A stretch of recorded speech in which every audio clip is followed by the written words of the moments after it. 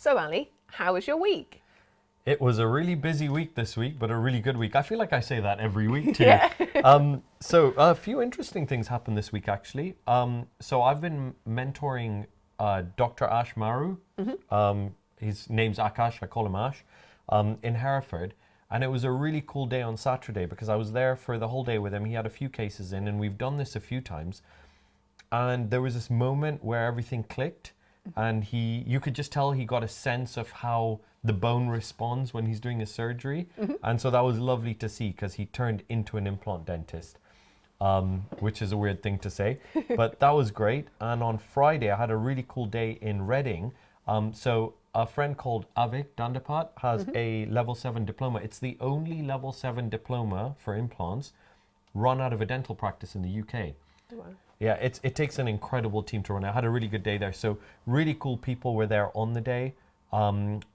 Aside from Avik, Zaki Kanan was lecturing. He's the current ADI president. Karen Gangotra, who I met a while ago, who is a key opinion leader for CEREC. She had done her master's thesis on different milled materials for guides and their accuracy. Really cool people. So we had a really good day there. And what was really, really cool is one of the things they do is they teach their delegates how to set up surgeries because there are actually surgeries there. And they run courses for nurses, and just the efficiency of the whole place was amazing. So really inspiring because I've got all these ideas off of the back of it. Fantastic. And I guess the big background theme for the whole week was we have a surgery coming up next week. It's a dual full arch. And it's the first time we're using Navident for this kind of thing. And so it's been amazing getting support from Rob from the Dental Imaging Company, Andrew from Southern Implants, and Darren Kelsey's lab in getting all the wax ups done. And I'm really excited about doing that because I think we are going to be able to achieve some really phenomenal, accurate results for full arch using dynamic navigation. So I'm very excited. How was your week? I had a little bit more chilled week. I made some sauerkraut this morning, which was nice. Haven't made it in a while, so it felt very, just calming to be able to do. But I did have some fab news this week. I was the winner of the Sustainability Hero Award for Wales. Congratulations. Thank you. Well deserved. Thank you. So yeah, I'm going to find out in May how I do nationally. But yes, I won the Welsh bit of it. Cool. So do they have cool. one per country? I think so. One hero? And then they do a national one to see who's the overall winner. You don't all come together to form like Captain Planet. That would be really cool. That's amazing, Flo. That's so, really, really cool. Well done. Yeah, that was a really nice. It was a really nice email to receive. Although it was quite funny because it said one of your colleagues has nominated you, but I had nominated myself. So. I think you nominated yourself off the back of us encouraging you. Yes, to be fair. You had. I guess I have a follow-up question. Is it true that sauerkraut that you make at home tastes a lot better than what you buy in the shops? Oh my gosh, yeah. Okay. Oh, so much better. I'll give you some of the batch Amazing. I made if it turns out okay. Thank you. Amazing. I said this last time. I said I've never had pumpkin pie, and does it taste good? And you made pumpkin pie. I need to just keep doing this, I think. I'm very easily trained. Pavlov's dog. But takes us on to the topic of the week. And this week we thought we'd chat about private dentistry. We've had actually this requested from a few listeners in a few different forms. And I know we spoke about sort of associates last week, and it's a little bit of a follow-on from that, but mainly sort of focusing on private dentistry. It's a really interesting week, to talk about this because we have a few times this year we've had DCTs from the Welsh scheme watching us work, and Dr. Sina Gilenajad was here this week, and we were chatting about this exact topic. I mention him because a few people might know him from the Presenting Complaint podcast that he does, and we were chatting about how difficult it is to make that transition. And it's funny, this whole topic of private dentistry, we take for granted what we know about it. And I thought it was really interesting when you messaged me about the theme that the definitions were even an issue, and that's how much the whole topic is really vague. Yes, so I in my standard form, went on Google and tried to find what sort of the definition of a private dentist was. And alas, I came up very short. There wasn't anything sort of concrete. There were a few sort of descriptions on practice websites about sort of the difference between sort of NHS and private, but there's no sort of set, this is the private dentistry descriptor. So how would you define private dentistry? So before I do, can I ask, what did you see as a theme of what they were saying is the difference between private and NHS dentistry? The main points were sort of there's no fixed value, but the prices do tend to be higher and the equipment is better. Okay. Was sort of the three things that popped up a lot. That's a really massive generalization, actually, and it's interesting because the only thing that the term actually means is that it's privately funded.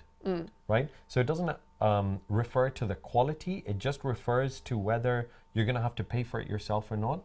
And one of the examples of this kind of definition was during COVID, a lot of private dentists or practices felt a little bit abandoned over COVID, where the BDA was helping with NHS practices and actually saying a lot about them. And there was no one standing up for private dentistry. And so in England, the British Association of Private Dentistry formed, the BAPD. And I was part of the group that formed the Welsh version of that. But private dentistry as a term is looked at a little bit differently in Wales culturally, we felt. So we actually termed the organization the Independent Dental Association Wales. And the idea was that it is independently funded dentistry. And so I always say, I think it's really unfair to term private dentistry as better quality because it actually has nothing to do with that. And I've seen private practices that are actually cheaper than NHS prices. Wow. Yeah. It's not common, but it's possible because it actually has nothing to do with how the dentistry is performed. It's just to do with how the dentistry is paid for. And there's no subsidy. Fair enough. Well, I suppose there's an economic supply and demand model somewhere there where you can get things cheaper in some ways. I think also, again, with that quality, there are people on the NHS doing absolutely beautiful work, and those patients are incredibly lucky. Yes. And I think and equally, there are people doing private dentistry that, yes. is not great. And really, it just shows it comes down to the individual rather than the system that they're on, right?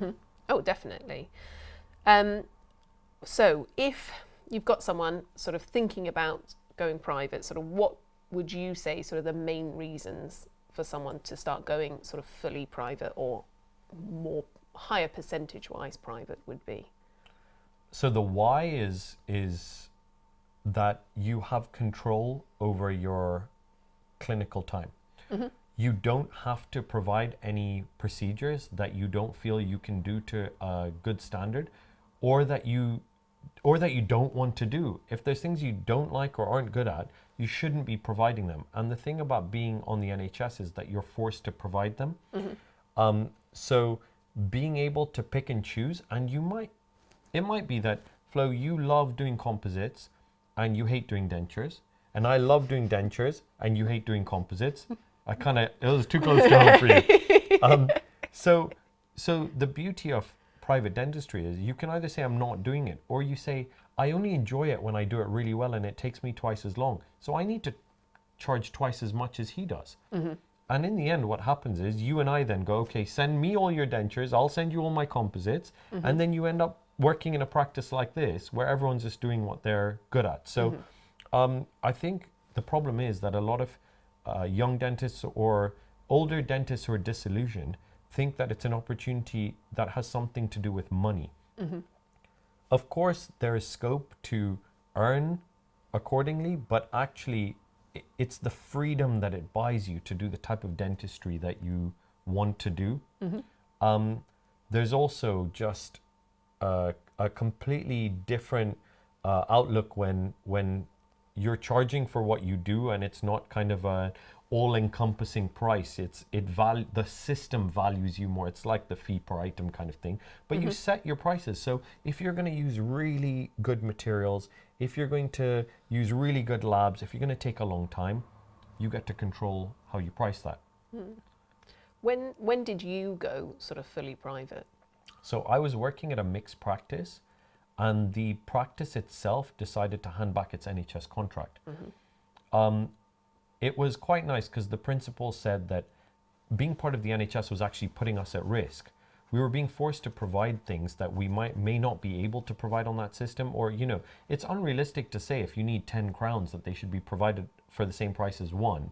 It's not sustainable for the associates or the practice, and it was termed as a move to protect us, but also it just made perfect sense for the practice. So although there's a financial hit initially, it only took 6 months for the practice to make up that gap in funding. Now that's not the case everywhere, because it depends on your ratio of NHS to private. But essentially we did a practice conversion, and that's the last time I worked on the NHS. So it must have been, I don't remember exactly, 2015, somewhere like that.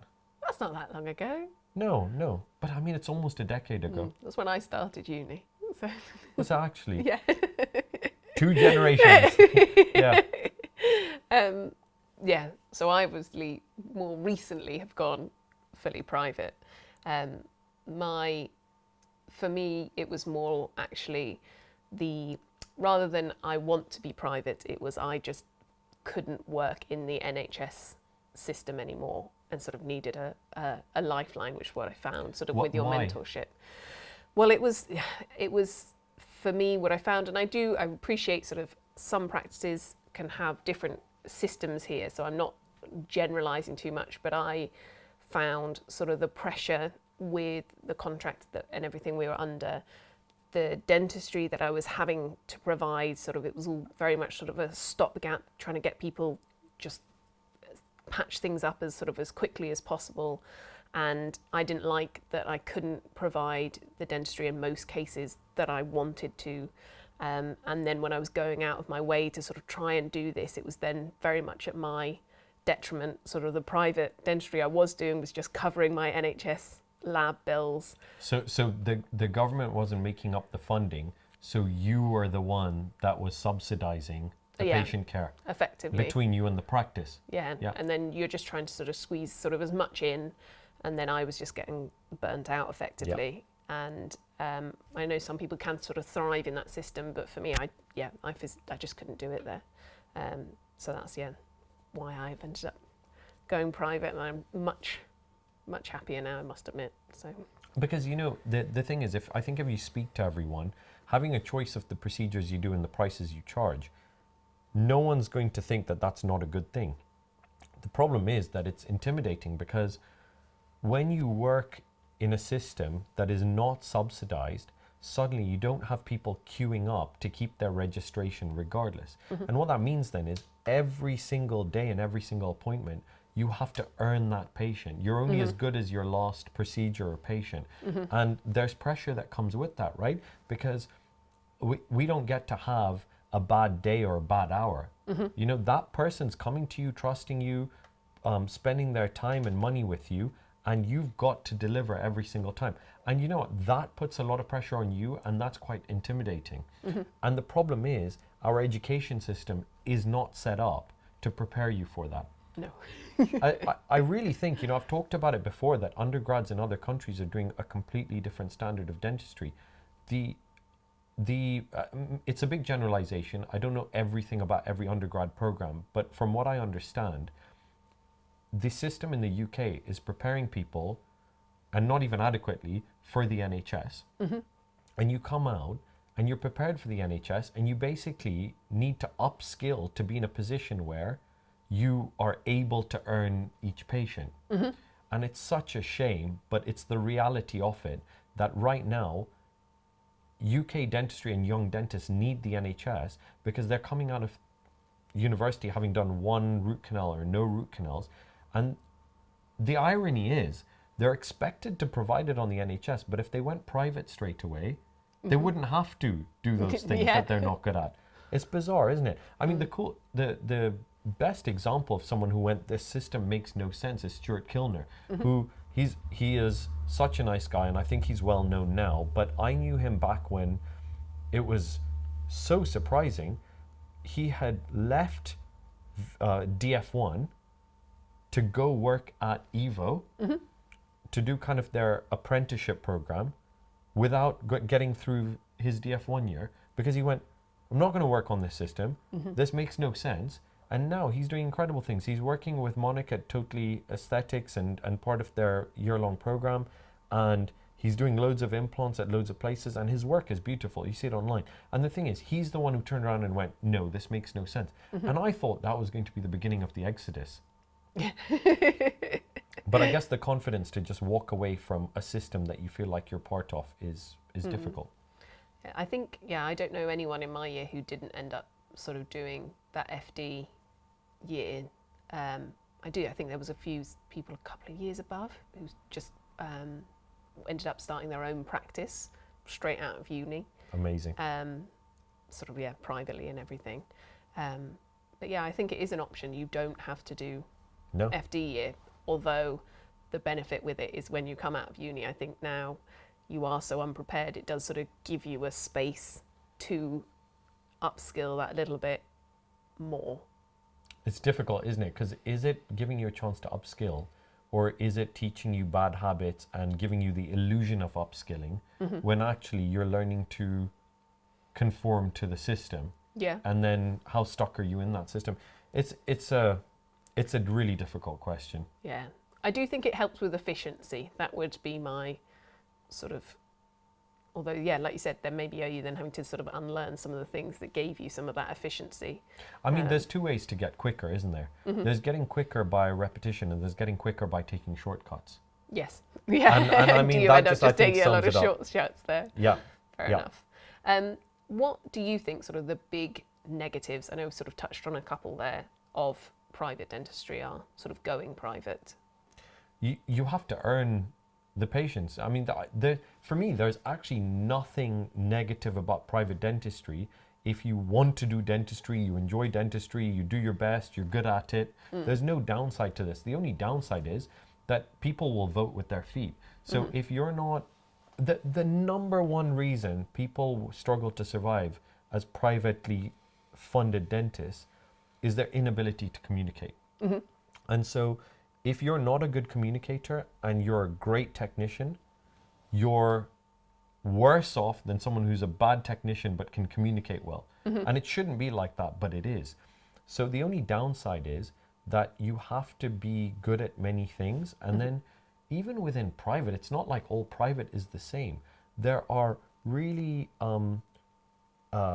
high, I'm not sure the word I'm looking for here, really big practices that are doing really complex work, and there are general practices doing really good work but really basic work and will not touch anything even remotely complex. So private doesn't mean private. Even within that, there are different parts you can work in and at different times in your career. Fair enough. I think for me, one of the big things that I was sort of really scared of is that imposter syndrome, which I appreciate can have a slight gender bias to it as well. But I think everyone really can get a little bit of that imposter syndrome. I remember talking to my mum actually about it, and she was a teacher for 40 odd years, and she was like, I still went into the classroom even before I retired and had a little bit of, they trust me to teach these kids. I think you're not normal if you don't feel that. And I think it is scary, particularly when you first take that sort of leap of, oh, people are actually paying me this money to do this work and they want that standard, and am I good enough? I'm only this many years qualified. And I think you do get all of these thoughts, and it is a process of sort of picking through it and being like, actually no, I have those skills, and being able to communicate sort of what level you are, and knowing not to take on sort of bite off more than you can chew and everything there. Knowing when to refer, I think, is one of the biggest lessons when you go privately, and actually and knowing who to refer to as well is I think a really big lesson. I think with the NHS, obviously there is the e-referral system, and it makes it quite easy. So knowing who your friends are around and things can make it that little bit more an easier ride there. Well, those are good points, because essentially when you go into DF1, you have a trainer. You are assigned essentially a mentor or teacher. the same should happen in private dentistry. It needs to be a supported transition because it's a new system to you if you haven't worked on in that system before, definitely. Fair enough. So I saw actually a really interesting post on Facebook this week. I think it was on the Young Deciduous group. There's so many of those groups, I can never remember which one it is. And someone had posed a question about how to upsell private on the NHS. And there was a lot of sort of debate that then sparked off about sort of the ethics of this. Do you have any thoughts on that at all? So the whole thing's a mess, isn't it? But essentially, the NHS is there to get people dentally fit. I don't like the term selling or upselling or ethical selling because you're not selling, you're giving options. And if you're really transparent about what is available in a system, and as a practice you have a policy that that's what you're going to provide, and then anything that has cosmetic consequences will be outside of that system, then you're really safe because you stick to that and it's all part of a contract and a system. The problem is when people decide, I want the contract and I want the money from the contract, but I don't want to provide what's on the contract because essentially you have to vote with your feet when it comes to these contracts. It's really difficult for young dentists because it is a minefield, but my advice would be, for example, if you're doing posterior crowns and the practice's policy is that posterior crowns will be metal colored, and you give your patients the option of a private tooth-colored crown, I think that's perfectly fair enough. What you can't do is offer someone this and someone else the other. They can have a white one on the NHS. They can't. Trying to push people saying, oh, you can't have a crown on the NHS. I mean, this is where you make a real mess of it. So I'd say if you're working on the NHS, you should really understand the contract that you're working in. How many people, it's like Apple's terms and conditions, right? No one has ever read those. But I think one of the problems with the NHS contract, though, is it's so ambiguous because it is technically you should be able to offer basically everything because it's getting them dentally fit. But then again, it means then the dentist has to make this financial decision against themselves quite often if they want to then offer some of these things. And it's kind of creating this very unjust system. I mean, this is not a helpful thing to say on a podcast, but this is why I hate talking about this because it's such a waste of time. I mean, all right, let's leave then. no, but this is what I'm saying. Like, this is what the politicians are doing to us. They've created and pushed through a contract that makes no sense and isn't for the public. They've used a finite pot of funding and tried to squeeze as much out of it as they can, and then our trade union has allowed it to come through, and all of us have allowed it to come through instead of standing up to it. And when dentistry tried to stand up to it, the then chief executive of the BDA, Peter Ward, said, how would it look if all the dentists stormed Westminster with Porsches? Like, that is not a good attitude. What we should have done is everyone in 2006, when this ridiculous contract came in, and just for anyone listening who doesn't understand this contract, right, it's the equivalent of, I'm going to go to Tesco and I can fill my whole shopping cart with whatever I want for a fixed price, and then I can complain when there aren't gold bars in my basket as well, right? And instead of standing up to it, it was kind of allowed to come through, and now they're making loads of noise. And the problem is this finite pot is being squeezed more and more. And so we're all trying to figure out how to make the most of it, and then having to say no to patients and having to try and figure it out. And they've left the whole contract vague, which puts everyone at risk. And that's the biggest problem. And so my advice would be that system is not fit for purpose for clinicians and for patients. It will not give you job satisfaction because you're constantly having to figure out where the hot lava is and avoid it. And you aren't practicing in a way that fulfills your soul, right? So the way I would work on the NHS is I would find a really good ethical practice where the ownership really care about patients and where they're not saying, do as little as you can for the money. They're actually saying, you know what, take your time, do what you want. Here's all the kit that you want. You'll end up being paid less in a practice like that because there isn't an infinite amount of money. You're almost salaried at that point, and you do your best dentistry, and you live like a student, like you did when you were a student. I was saying this to Sina, live like a student when you're used to still not earning anything, and put all the extra money away first you pay your tax, and then with what's left over, you go on courses, and you go on the best courses, and you upskill, and you come back in your salaried position, and you practice on your patients, giving them the best possible care for a fee that is ridiculously low, until you've got a portfolio, and you go and you find a practice where you're going to get paid for what you're doing.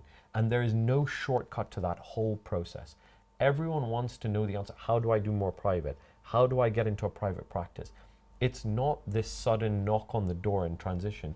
It's an attitude, and it's developing this skill set of investing, reinvesting, practicing before you expect to earn from it. Does that make sense? Oh yeah, no, definitely. I think that it is that constant learning that's always going to then push you, and I think keep you interested as well. That's that. I think having those CPD numbers can feel a bit like, oh, I have to do this, but actually it's where I think so much of that joy comes in. Yes. And I think you can tell the dentists that do, that passion really comes through when they are so excited. Like, I want to go on this course, I want to do this. Yes. And I think that's such a sign of the dentist that you actually want to be treated by. And everyone wants to be that. No one wants to be like, oh, I have to do this and I hate this job and I'm just paying my bills. No one wants to be like that. But it's a way of being. You have to do the small things to get to that big point. And you know, the beauty of working in private dentistry is, it's ironic, but the more people pay for your services, the more they appreciate them. And the people who come to you in the NHS, it might be that I've been coming here my whole life, I'm registered here, and if I leave, there's no spaces for NHS patients. And in some, but not all cases, depending on your area and practice, people can't afford to go to independently fund their treatment. And the irony is, there's a sense of entitlement in people who've always had this and expect to have it and want something from you, and I know what's on the contract. The beauty of private dentistry is the patients really appreciate you. Have you felt that? Oh, I think that was the biggest change for me. When I came into it, I was definitely scared, like, oh my gosh, people are going to get so angry, they're going to have such high expectations. But actually, it's been so lovely working with people that take responsibility for their oral health. And I just think that's been the biggest difference. I mean, I really enjoy doing all the perio side, and sort of actually, I think one of the big things is I can spend a lot more time, but I do think there's that element of actually people are paying that bit more for this service, and then they want to make sure their money is going somewhere, that they're actually investing in something. So when they're going home, they are listening and they're taking on board what you've said. I think, when sometimes you're getting something almost for free, and then getting that 5-minute chat, you're less likely to then put it into practice.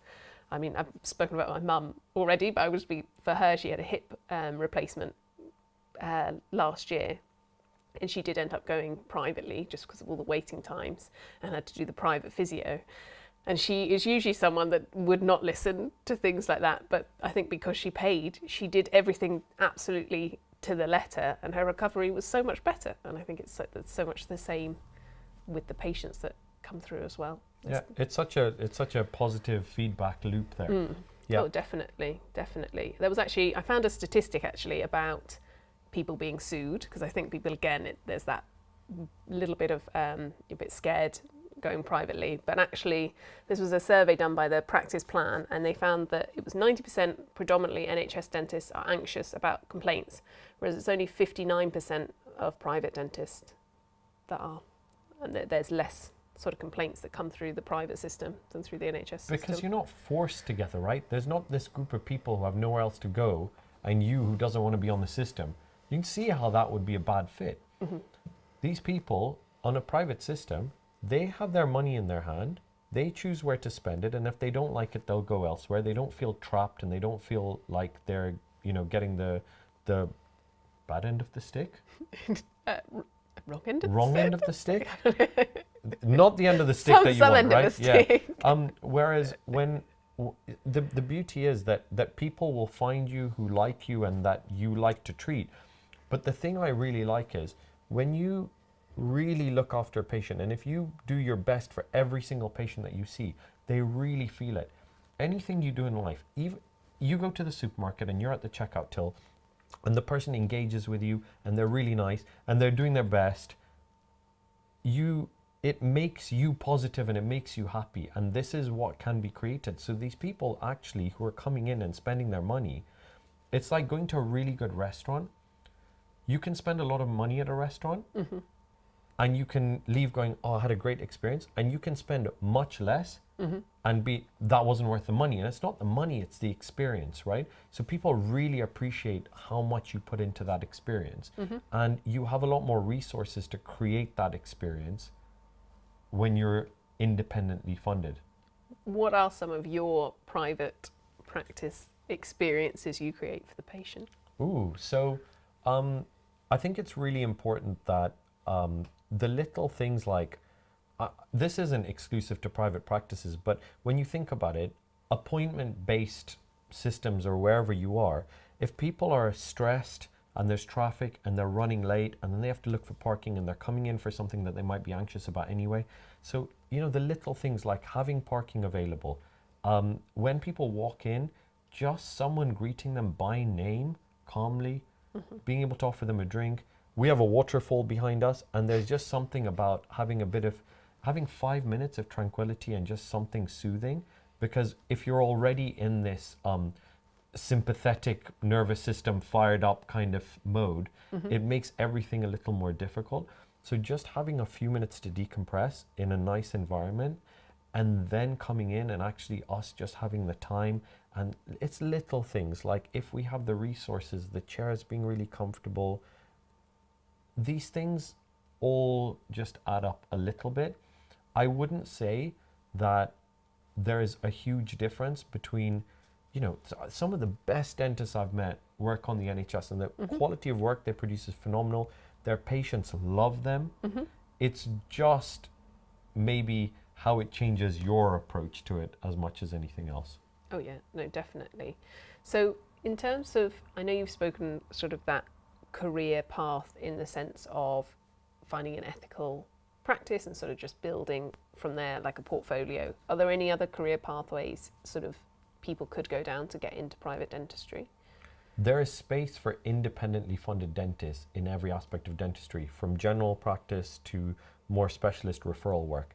The answer is, if you value yourself and invest in yourself, then that will happen.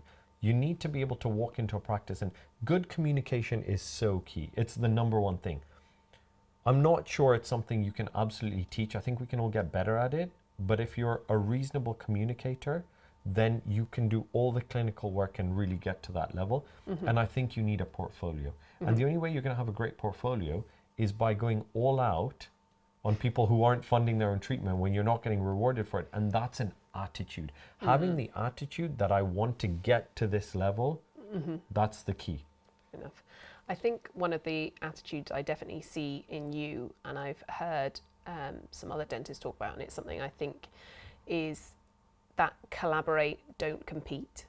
And I think sort of there is that element to private dentistry that people can get caught in that money thing and like, oh no, these are my patients, like don't go to that practice, come to my practice. But actually having, that collaboration between people, asking for advice from others, making referrals, and just actually us all being in that profession together and supporting each other, I think overall not only is going to benefit the patient, but it's going to elevate sort of your dentistry as well. And I think that's so important. I completely agree. I mean, there's two types of people, broadly speaking, in this world. There's Ted Lassos and there's Nates, right?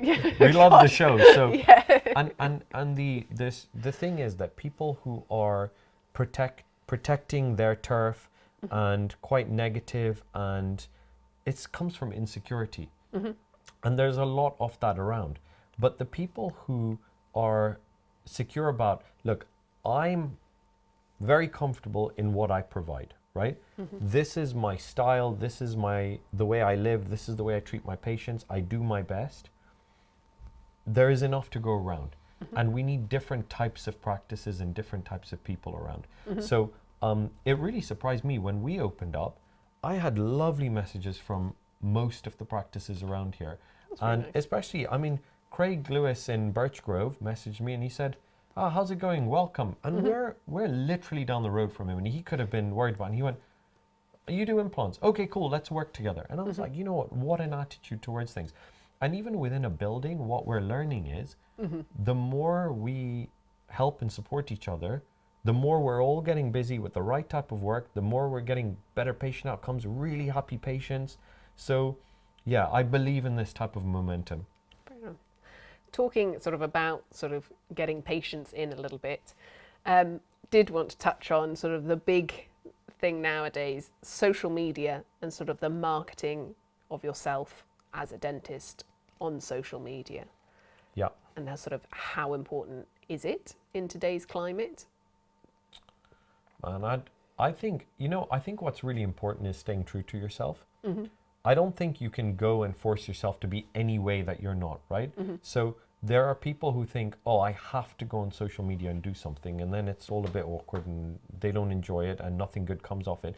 And there are people who are just naturally really engaging and good on there, and people like to watch what they have to offer.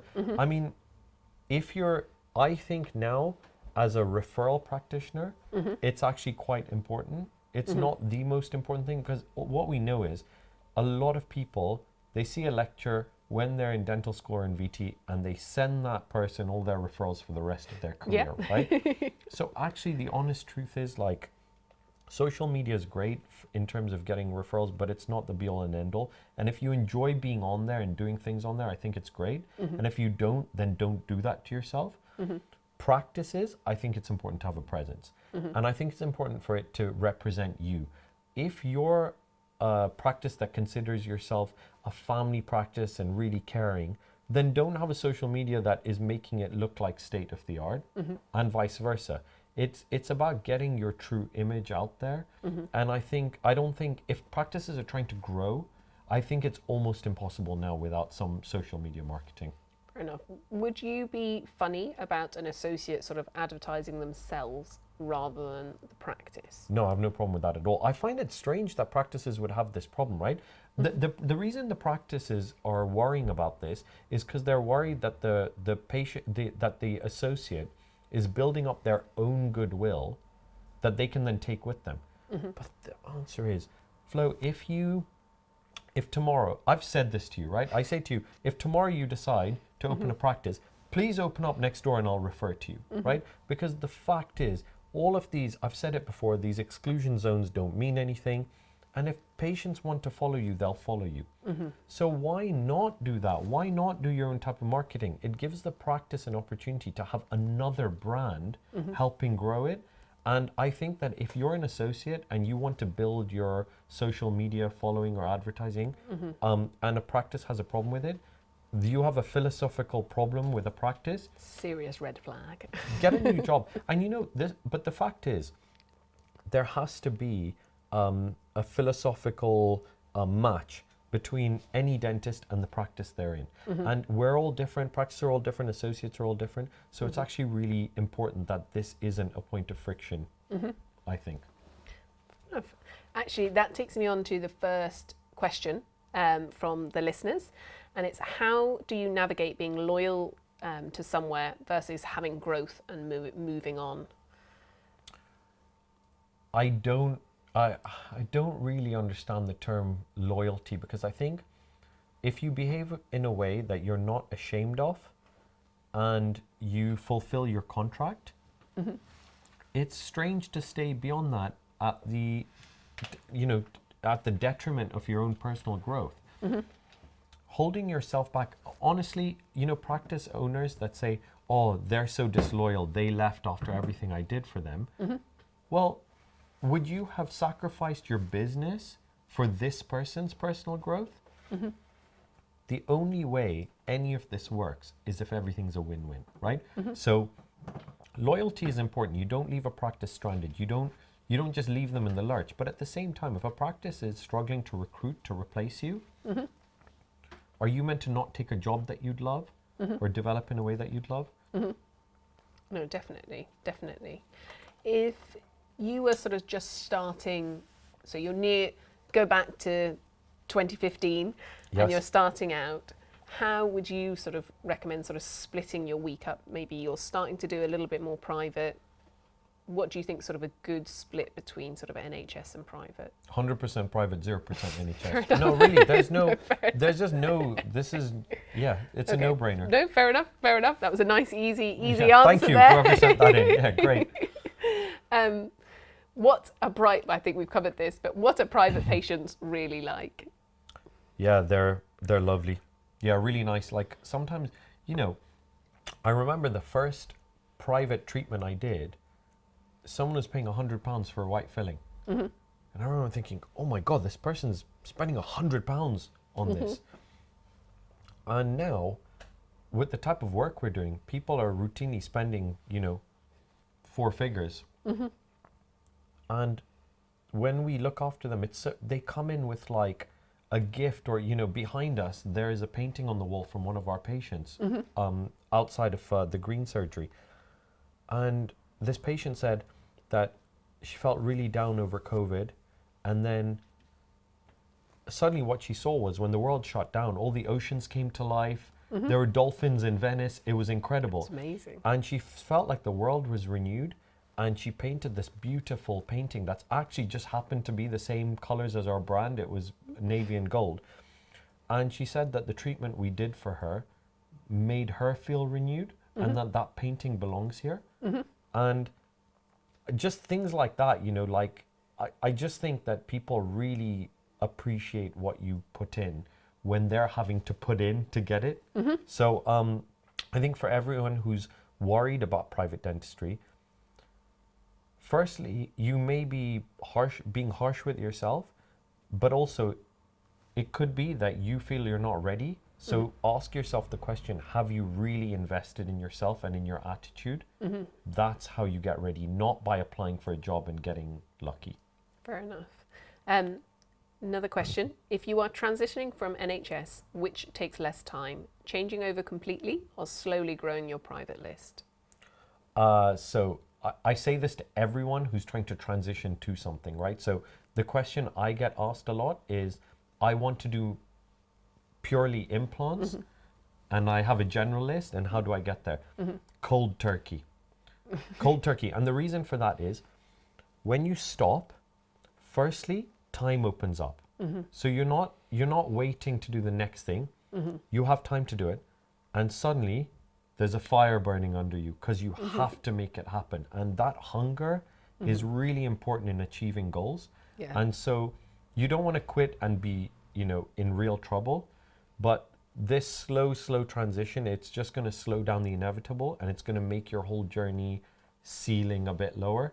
So yeah, the sooner the better. I think as well, what ends up inevitably happening is, I've got to squeeze that NHS patient in here, I've got it. And actually it doesn't end up being a slow growth. It's a very slow growth that ends up happening, I think, is the ultimate thing. And it ends up being a compromise. Yes. Yeah. Last question, which is actually a question from a dental nurse. Cool. Should we be worried about pay if my practice changes over from NHS to private?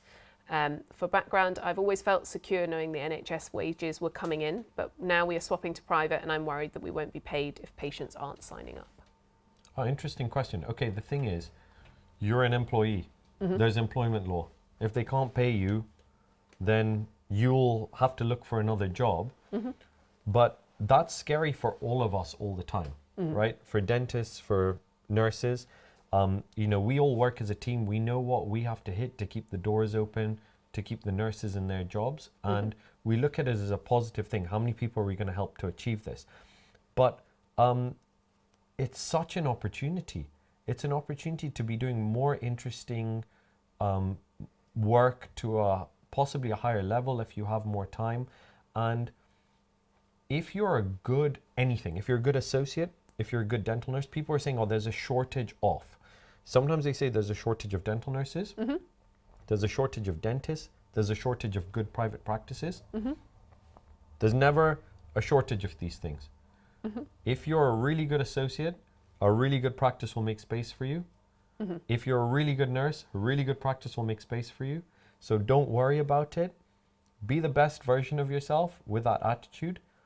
Believe that this transition is going to possibly change your work life and mean that even the people around you are at less risk. And if you're working with a dentist who's at less risk and doing nicer dentistry that they feel valued for, you're going to have a nicer day because two of you are locked in a room together. Your patients will appreciate you more potentially. So you can always focus on the potential risk. And yes, I can't tell you how the people you work for are going to run their business and how responsible they're going to be.